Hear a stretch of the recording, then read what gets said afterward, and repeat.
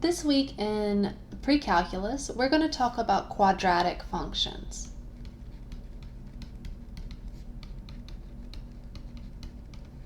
So quadratic function is a function that looks like this, where a is not 0 and a, b, and c are real numbers. Now we've seen some quadratic functions already.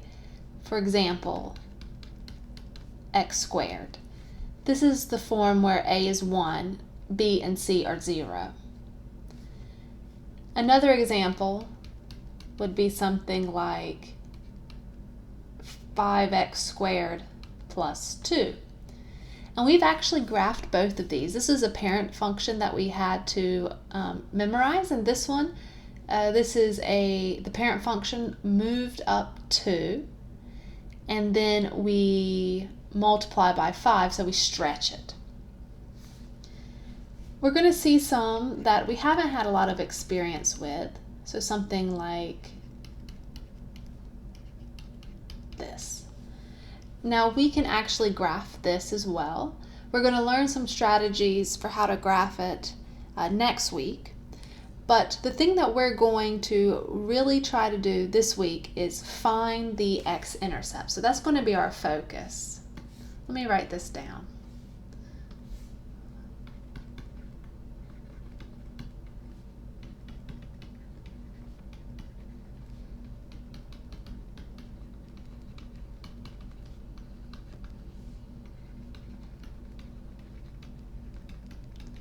So we want to find x-intercepts of a quadratic function. And remember what x-intercepts are. That's where we set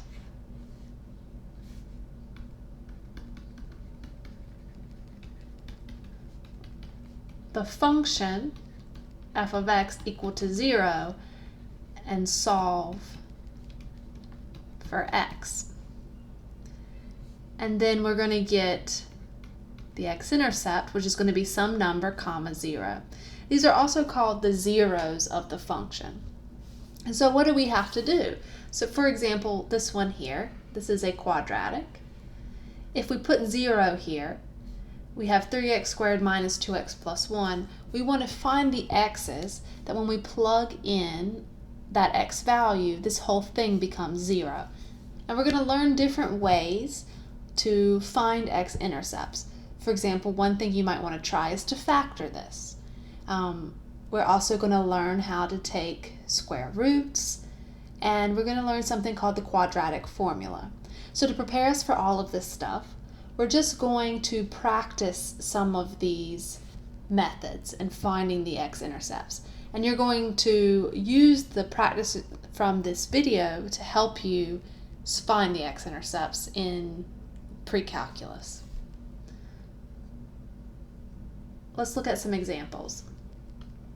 So here I have solve for x by taking the square root. I just have x squared is equal to 100.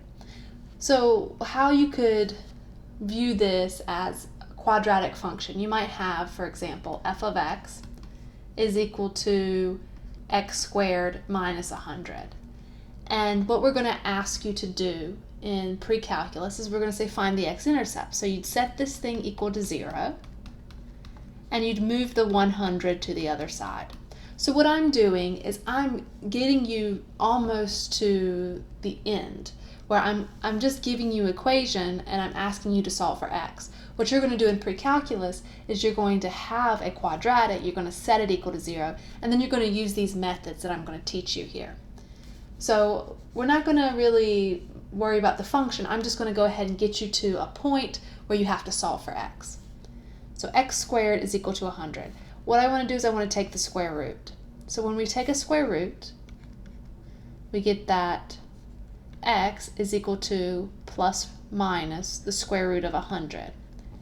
So remember that when you take a square root, you always get a positive and a negative value. The square root of 100 is 10. So we see that x is 10 or x is negative 10. And let's double check that. If I plug in 10, 10 squared is 100. That's true. And if I plug in negative 10, well, a negative 10 times a negative 10 becomes a positive, negative and negative make a positive, and 10 times 10 is 100. So both of these work. So you can either write it like this, plus minus 10, or you could say x is 10 and x is negative 10. Here's my second problem. So you might see something like this, where you set the quadratic equal to 0, and you have something like x squared minus 12, you move the 12 over. So you want to solve for x. We're going to do the exact same thing. I'm going to take the square root. Now this one's not a perfect square. There's no number, no really nice number that when I square it I get 12. But what you can do is you can break down this 12. So 12 is the same thing as 4 times 3. So this is x is equal to plus minus square root 4 times 3. And this also breaks down. This is plus minus the square root of 4 times the square root of 3. When you have factors like this, you can split, as long as you're multiplying on the inside, you can split that square root like this. So square root of 4 times the square root of 3, and we know the square root of 4, that's just 2. So you get x is plus or minus 2 root 3. And again, what this language means is x can be 2 root 3, or x could be negative 2 root 3.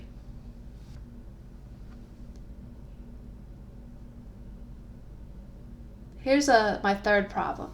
And I wanted to bring this one to you because this is actually a trick.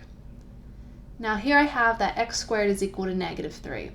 So this would be a quadratic that looks like this. So you could have a quadratic like that, and I might ask you, what are the x-intercepts?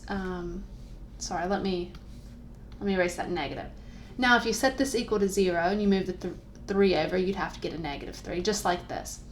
And then you would try to take the square root, so you would get x is equal to positive negative square root negative 3. And this is where you could try to put it in your calculator, but you'll see that you'll get an error, and that's because we have a negative under the square root. There is no real number that when we square it, we get a negative. Because remember, if we take a positive number and square it, we're going to get a positive number.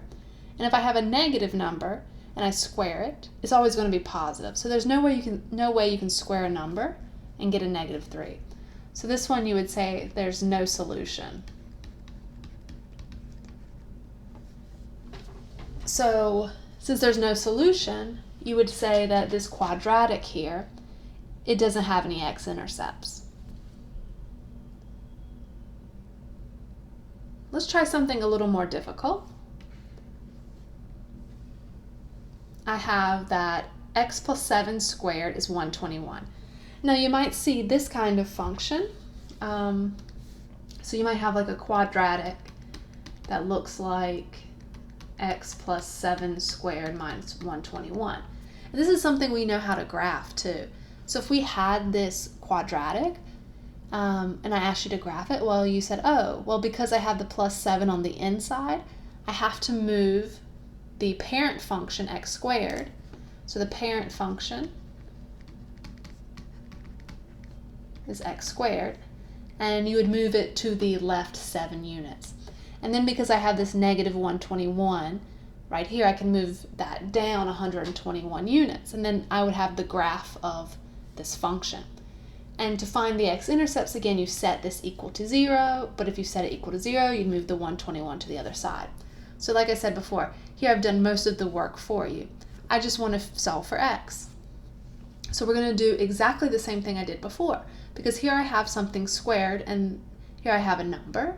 So let's just take the square root of both sides. So what I'm doing is I'm taking the square root of this and the square root of this. So on the left-hand side, I'll get x plus 7, and on the right-hand side, I'm going to get positive negative square root 121. Now, you just need to put the plus minus on one of these sides. It doesn't matter which side you do it. I always suggest putting it on the right where this number is. Okay, so the next thing, what's the square root of 121? Well, this is actually a perfect square. That's 11. So you get x plus 7 is equal to positive negative 11. And then move the 7 to the other side. So subtract 7. Okay, let's talk about what to do when we're here. So remember that this plus minus means we have two options. What are my two options? Well, x is equal to negative 7 plus 11, or x is equal to negative 7 minus 11. Let's simplify this. So a negative 7 plus 11, that is 4. And this is negative 18. Now with something like this, I would tell you to just double check to be sure that you did everything right. So if I put a 4 in here, in the original equation, let's get rid of this so I don't get confused. 4 plus 7, well that's 11. And 11 squared does give me 121. So this is a correct answer.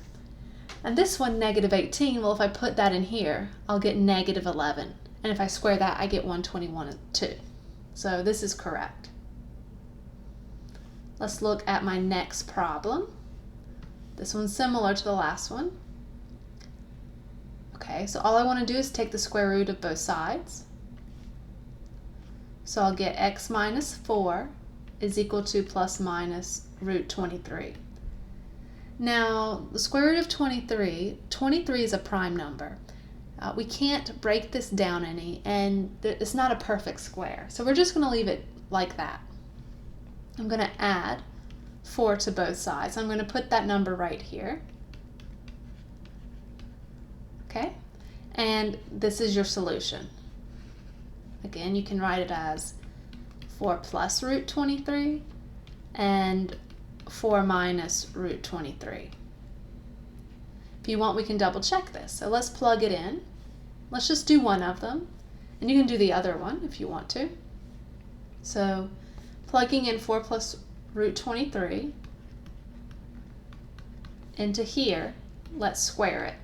So the 4 and the 4 cancel, and then I have the square root of 23 and I'm squaring it.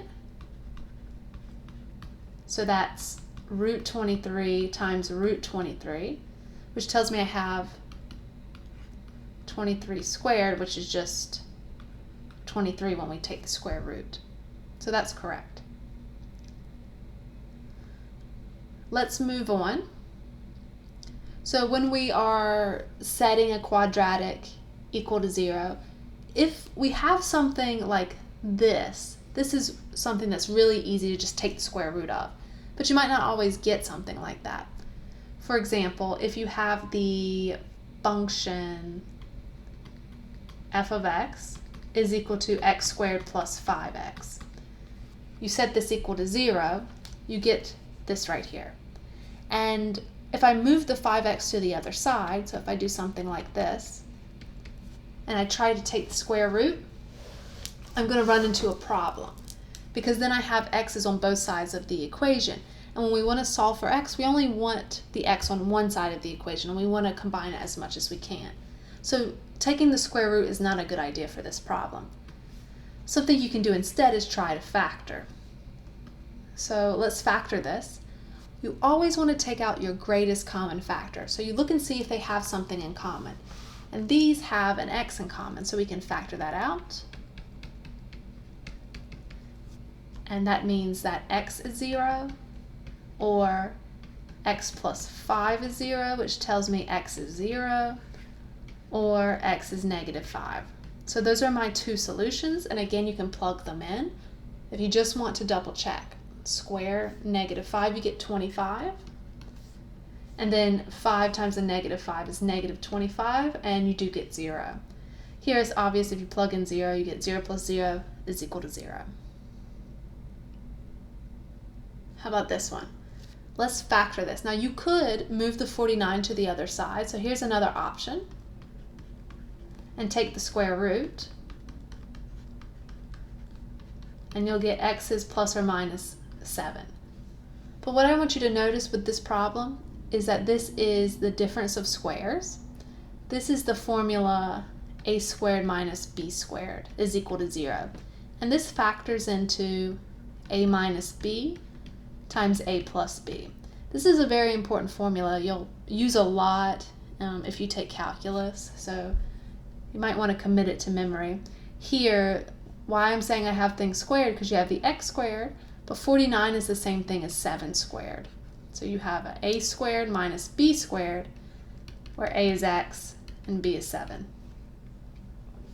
So this x squared minus 49 is 0. It factors into x minus 7 times x plus 7.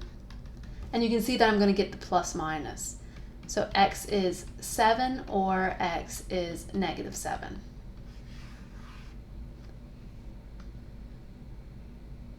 Okay, let's try this one. Now we went over this a few videos back, I guess a few weeks ago, trying to factor a trinomial. Now when you see something like this and I ask you to factor it, the very first thing you want to ask yourself, is there a greatest common factor? In other words, is there something that each piece right here, each term has in common? Like, do we all have an x? The answer is no. Do we all have a number in common? Like a 2, a 3, something that I could pull out. Here, there's no greatest common factor. So I'm going to move on to the next thing. As long as there's a 1 in the front, you can use that method I taught you, which is to make an x. What you're going to do is you're going to take this number, and I believe it doesn't really matter if you put it at the top or the bottom of the box. I believe I told you to put it at the bottom, and then take this number and put it at the top. And what you want to do is you want to think of two numbers that when you multiply them, they add to give you this number here. Two numbers that when you multiply them, you get this number here, 8, and when you add them, you get 6. Okay, so let's think about this. Two numbers multiply to give me 8. What about 4 and 2? 4 times 2 is equal to 8, so that's right. And 4 plus 2 give me 6.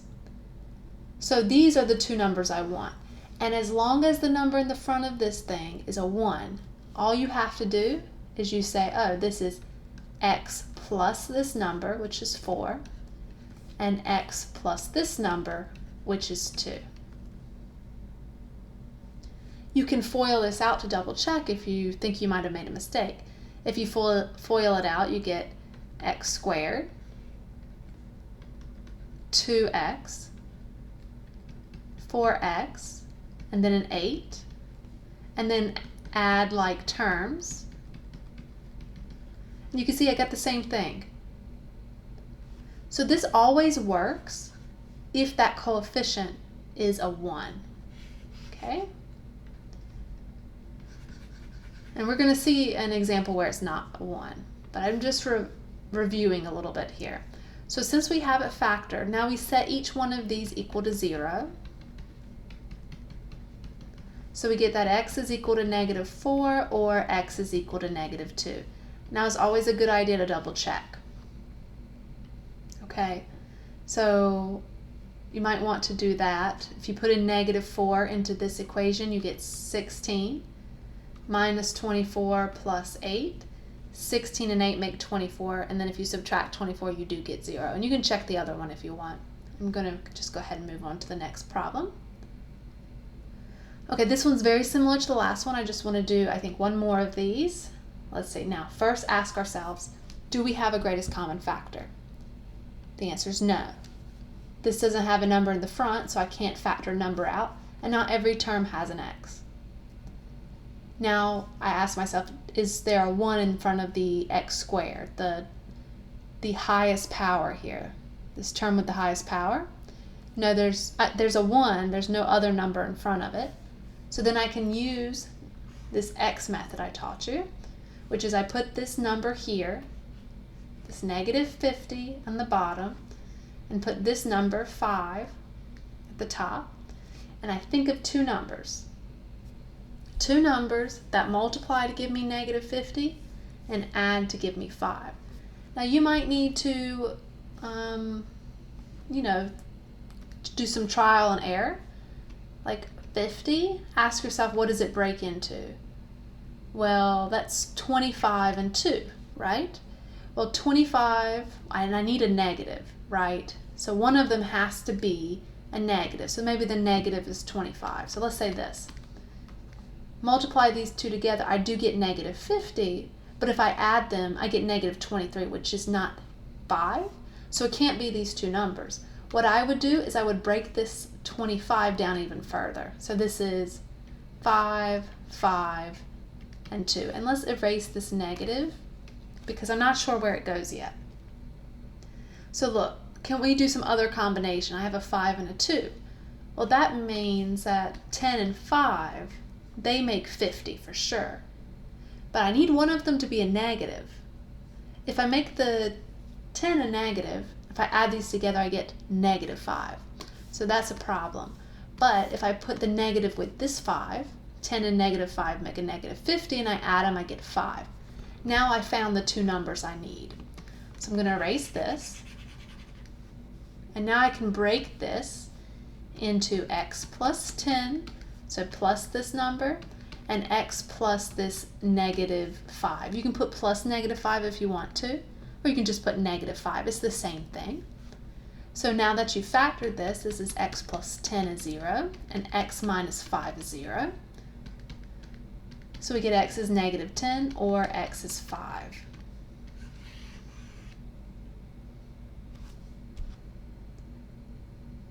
And I can double check. Negative 10 squared is 100. This will be negative 50 and negative 50, which make a negative 100, so I do get 0. So this one's going to be new. I think you might see one or two of these problems on your homework, so I want to make sure that you can do this. So I'm going to take what I taught you, and I'm just going to take it one step further, okay? When the number in front of the x squared is not a 1, we're going to make our box. I'm going to put the plus 10 where I put the number that was right here before. The part that goes with the x is always the number that goes up here. But what I'm going to put here is actually this number times this one. Now this will work with the other option as well. I'll show you that in a second. But 3 times negative 8, that is a negative 24. Okay? You can see up here that this worked too because 1 times negative 50 is a negative 50. So it's just an extra little piece we have to do. So whenever this is not, you might want to write this down, whenever this is not a 1, you take this number and multiply it with this one. Now we're going to do the same thing. I want two numbers that they're going to multiply to give me negative 24, add to give me 10. Because this is a negative, one of them has to be negative. Okay, the other one has to be positive in order to multiply to give me a negative. So let's take 24 and let's break it down. Okay, 24 is, well, we said it was 3 times 8, right? 3 and 8. 8 is 4 and 2. And then 4 is 2 and 2. So let's see if we can find a combination.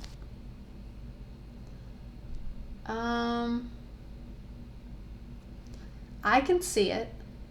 Well, I can see one combination. I don't know if it's going to work. Let's see. I see 6 and I see 4. 6 and 4, well, that multiplies give me negative 24, but when I add them, I don't get 10. I'd have to have this as a positive 4 to get 10. So that's not right. How about 3, 2, and 2? That is 12, and then we have 2. 12 times 2, that gives me 24. I need one of them to be negative. Let's go with this one because if I add them, I get 10. Okay, great. All right, so there's two things that's different from what we did before. The first thing was the 3 times the negative 8, and we're sticking it down here. The other thing is that we don't break it like we did this one. We can't put x plus 12 and x minus 2. That will give us an incorrect answer. So let me show you what you need to do. You are going to take this middle term and you're going to write it as 12x plus a negative 2x. So let me do that. 3x squared plus 12x plus negative 2x minus 8 is 0. So I just took this 10x and I broke it into those two pieces because we said they add to give us 10. So, and I'm sticking an x with them because I have an x here. Okay, all I did was I broke it into two pieces. And now I am going to factor by grouping. This may have been a while since you've seen this, but all you have to do, let me erase this so we don't get a little confused. You take the first two, put them together. Take the last two, put them together. And then you just focus on each parentheses and take out a greatest common factor. What can I take out of these two? What do I have in common? Well, notice they both have a 3 because 3 times 4 is 12. So I can factor out a 3. I can also take out an x. Notice if I put it back in, I'll get 3x squared plus 12x. So I get exactly what I have here. I'm taking out the greatest common factor. What do these have in common?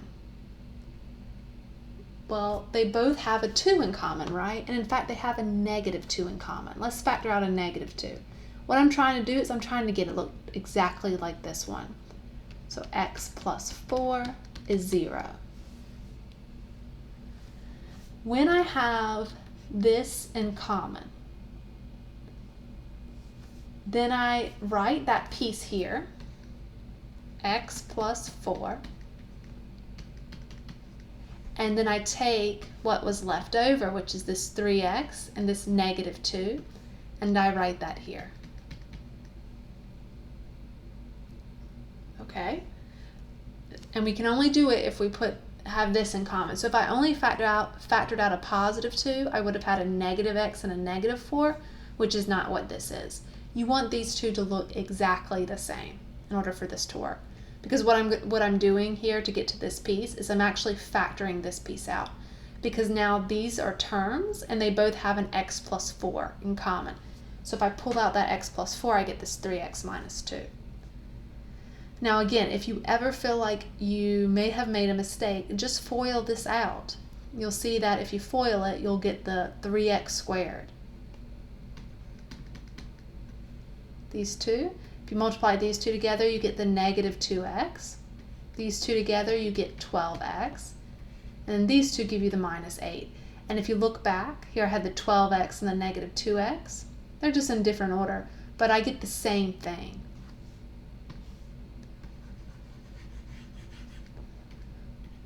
So this is completely factored. Now I'm going to set each piece equal to 0. And then I get x is equal to negative 4, or 3x is equal to 2, which means x is equal to 2 divided by 3, or 2/3. So those are my two options for this problem. I want to do one more just so we are really clear on how to solve this problem, these types of problems. Okay, we ask ourselves, first off, do we have a greatest common factor? Let's write this down. Let's make a little checklist. Do we have a GCF, a greatest common factor? The answer is no. So we move on to the second question, which is the coefficient in front of x squared equal to 1? And the answer is no. And when it's not, you have to use that special method I taught you, okay? Which is, we do almost the same thing. We just put here, we multiply this number and this number together. And then we can't just write the product of two binomials like we did before. So let's see if we can remember all the steps we need to take. Okay, so on the top of my x, I put this number, 11. On the bottom of my x, I do 4 times 7, which is 28. I need two numbers that multiply to give me 28, add to give me 11. They both need to either be positive or both negative to give me 28, a positive 28. But in order for them to add to give me a positive 11, they both have to be positive. Because if they were both negative, they would multiply to give me a positive 28, because a negative times a negative is a positive. But then a negative plus a negative would be a negative, so they can't both be negative. 28 is 4 times 7. We saw that just a second ago, because that's the two numbers we multiplied to give us 28. 7, 8, 9, 10, 11, they add to give me 11. So those are our two numbers, 4 and 7. Okay, what is the next step? Because the coefficient in front of x squared is not 1, we cannot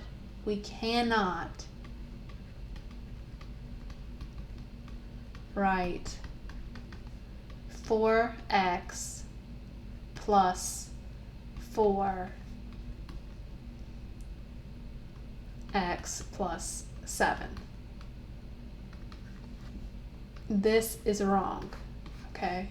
I took this number, I put it here, or x plus 4, x plus 7. You just can't do this. You never can do this when this number in the front is not a 1. What do we do instead? Let's erase this because I want to write it right underneath this equation.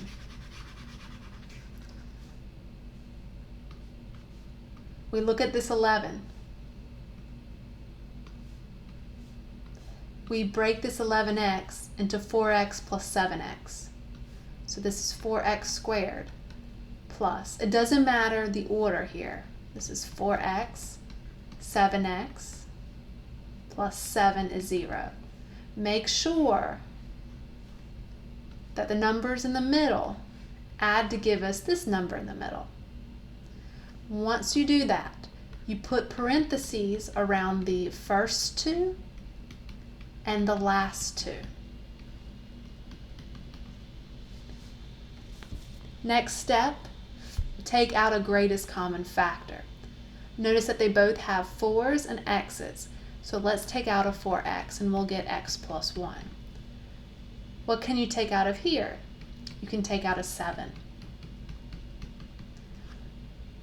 Notice that we have two parentheses that have exactly the same thing written in both.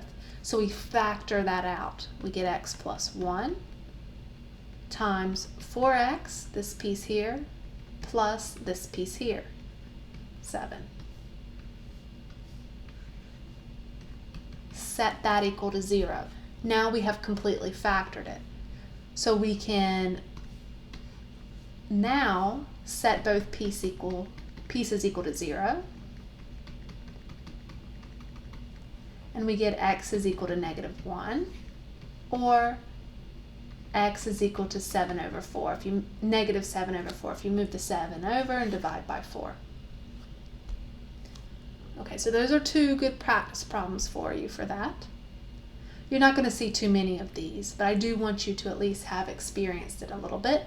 And I'll go back over this a little in my lecture video for the regular, like the pre-calculus class, because we might have something like this.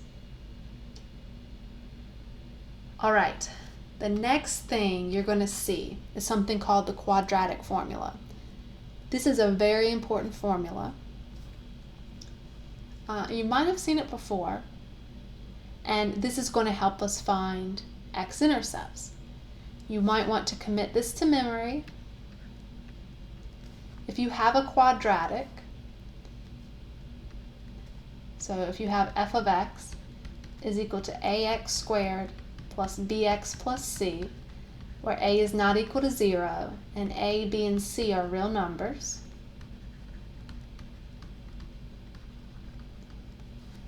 then your x-intercepts, you can do all of those different things we saw. We saw factoring, and we saw taking the square root, but sometimes factoring or taking the square root can get really difficult, or you just can't do them. So what you can use instead is this quadratic formula. The problem with the quadratic formula is, well, you have to memorize it if you want to use it, or you at least have to and know how to plug it in. It's a complicated formula, so you could make a mistake.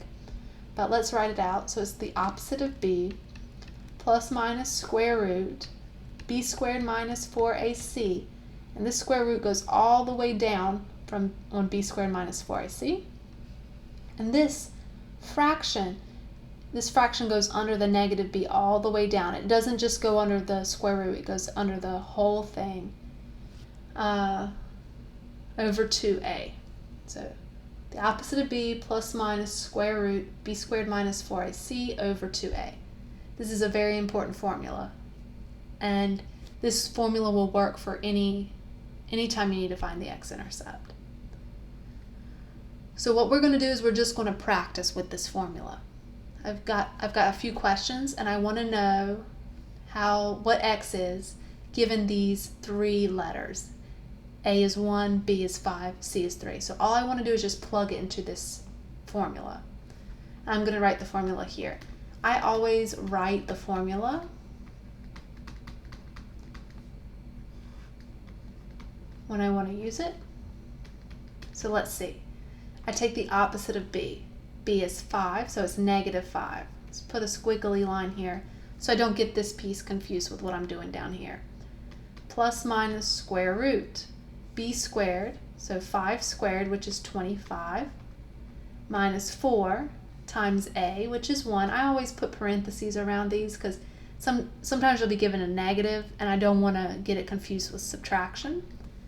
And then a 3 here, 4AC, all divided by 2 times A, which is 1. Now let's clean this up. This is negative 5 plus minus square root 25 minus, let's simplify this, 4 times 1 times 3, that's 12.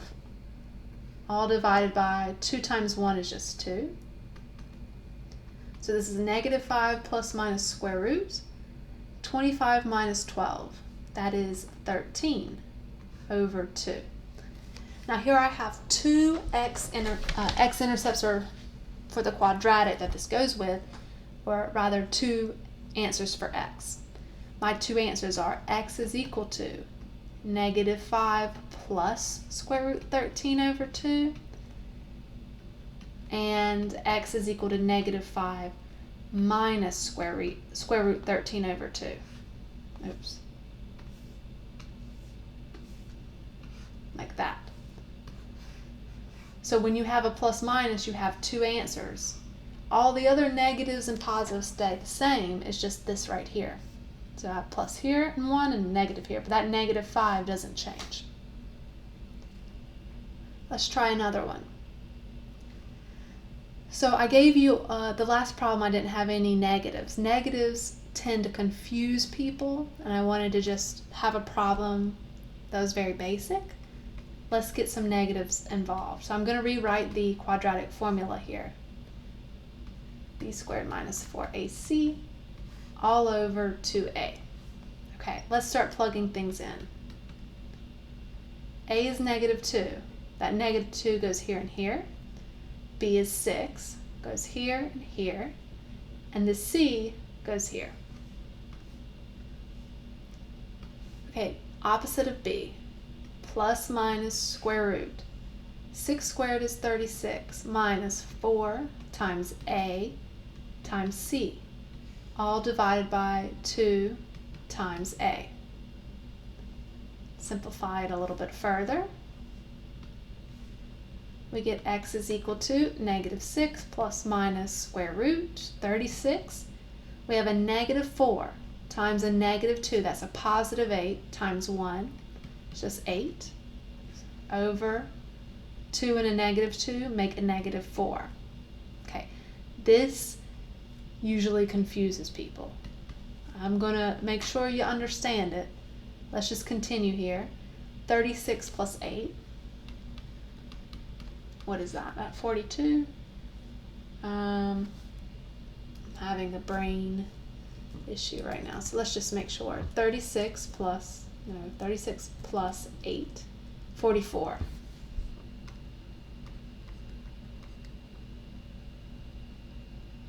Okay, divided by negative 4. We're going to reduce this. We can reduce it. All right, 44. That is 4 times 11. So the square root of 44 is the square root of 4 times 11, which is the square root of 4 times the square root of 11. See what I'm doing here? I'm trying to simplify this. This is a perfect square. So this is 2 because square root of 4 is 2, and we keep this 11 because we can't take the square root. I'm going to substitute this here. So I get negative 6 plus minus 2 square root of 11 over negative 4. That's x. We got a few things we can do here. We can try to simplify this a little bit. I think what I'm going to do, though, is I'm going to go ahead and break it into 2 x's because I think that might help. So your 2 x values, is this one, x is equal to negative 6 minus 2 root 11 over negative 4. Okay, we got a situation here. I've got a negative in this denominator. I don't like negatives in denominators. Most people don't like negatives in denominators, and I don't think your homework's going to like it in the denominator either. We need to get rid of that negative.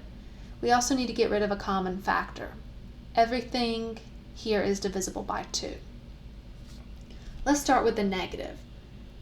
I'm going to make this a positive, which means I'm moving this negative up. Remember, if you have something like 3 over negative 1, this is the same thing as negative 3 over 1. Or if this was over negative 2, it would be, you can move the negative up. So let's do that. So this is x is equal to negative 6 plus 2 root 11 over 4, or x is equal to negative 6 minus 2 root 11 over 4. Okay. Now we can send in that negative, so we get x is equal to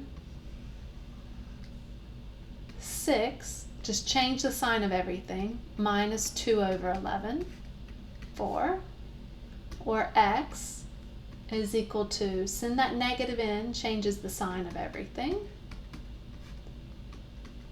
Okay, almost done. Notice that I have a greatest common factor in this top part. Notice that I can take out a 2. This is 3 minus root 11. Remember, if you get confused, just put it back in, and you'll see that you get the same thing here.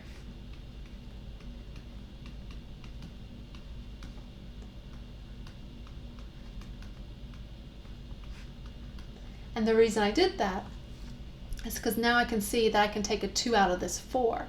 So what I'm going to be left with is x is equal to 3 minus root 11 over 2, or 3 plus root 11 over 2. These are my 2 answers. A common thing I see is if students don't factor it out like this with the parentheses, they'll notice that this number and this number have a common factor, and then they'll cross this out and put 2, cross this out and put 3, but they'll forget that they have to take it out of this one as well, and you'll get the problem wrong. This, whatever you take out of the bottom and you want to take out of the top, it has to go into everything. So it has to go into this one and this one. So be careful with that. Okay, let's go back. So I think, yeah, so here's problem 2. Let's go down a little bit. Here's problem 3. Okay, so ignore this piece.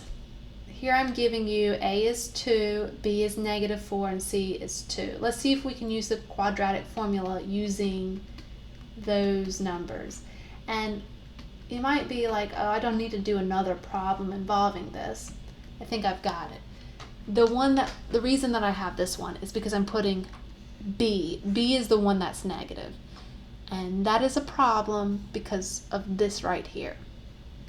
Students, when they see this negative B, they think, oh, it's negative 4, I just stick it there. But this is the opposite of what you see here. And that's why I said it because when I was talking about the quadratic formula, I said the opposite of b rather than the negative b, because people just get confused with that.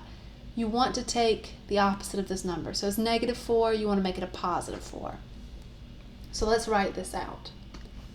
So we have x is equal to the opposite of this one, which is 4, plus minus root. This number squared, that number is 16 minus 4 times 2 times 2 divided by 2 times a, which is 2. Okay, so what do we get? We get x is equal to 4 plus minus square root 16, this is also 16, over 4.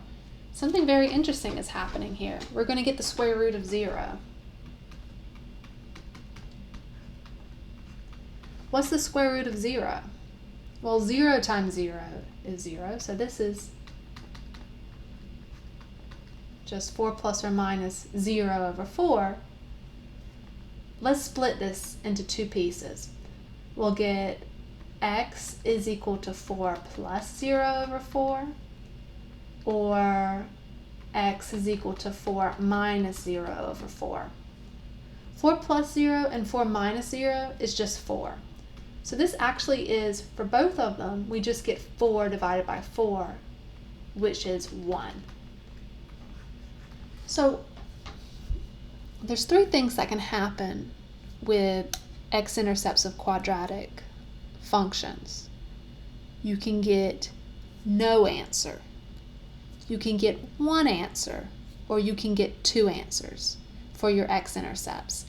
In this particular case, with this a, b, and c go with a particular quadratic function, and this quadratic function would have one x-intercept, which is possible.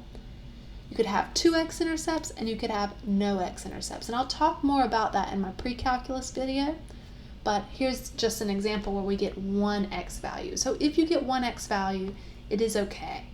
You know, that is possible. Don't think you always have to get two x values. Okay, and I think, yeah, this is the last one I want to do. And here something interesting happens as well. This time we're going to get no x values.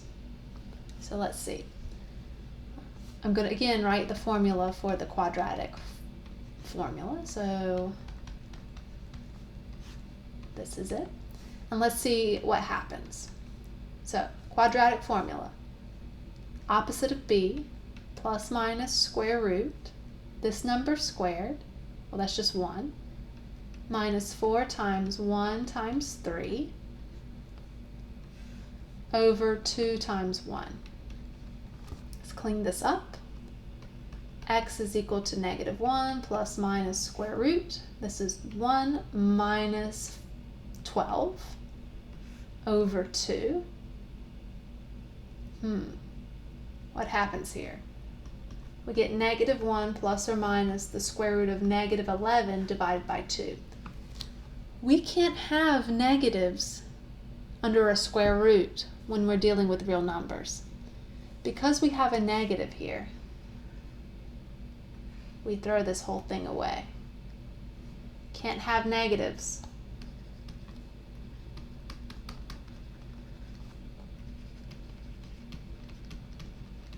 Under the square root.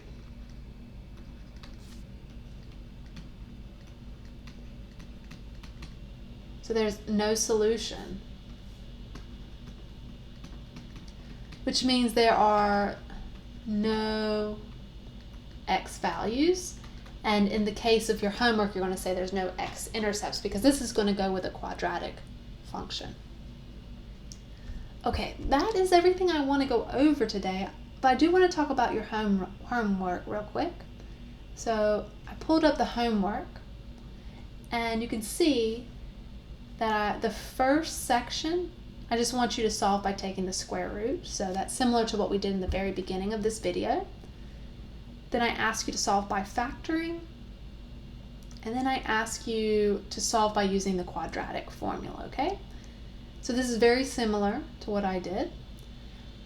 And I ask for each piece that you show your work, and I want to show you what I'm looking for when I ask you to show your work.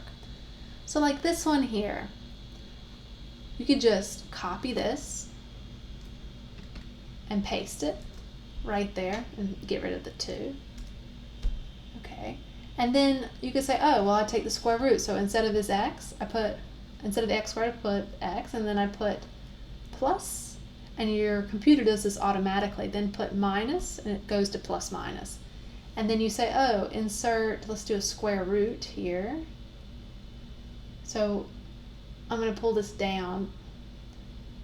My word has all of these, I guess you can call them headings, or anyway, if you go to equation, you have this radical, and just put that 25 and get rid of this. And so that's like half the work here. And then you hit enter, and then you could put another equation. So insert equations here.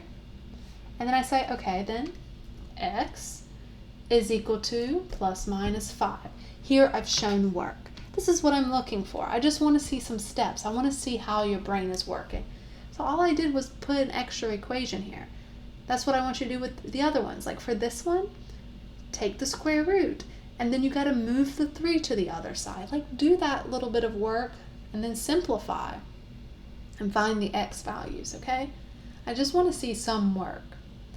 For like something like this one, you know, I don't know if you can draw an X. Like if you're writing on paper, you can totally, you know, print this or scan it or take a picture of your work. That's fine too. But if you can't do the X, you could just say, I need 2 numbers, or you say 2 numbers that add to -3 and multiply to get -18, and then you tell me what those 2 numbers are, just so that I know that you understand what you're doing. And look, then I have these 2 problems where the coefficient is not a 1, and you could even say that the coefficient is not a 1, so they need to multiply to give me -70 or something like that. Here's the quadratic formula. So for these problems, just copy this, so edit, copy, and then go with the first problem, put some space there, and just paste this thing. And then you can just insert those numbers, and like for example, you have -3 b squared. Oh, that's 9 minus 4 times 2 times c, which is 1, just like I did in the video. And then for 2a, you put a 2 here.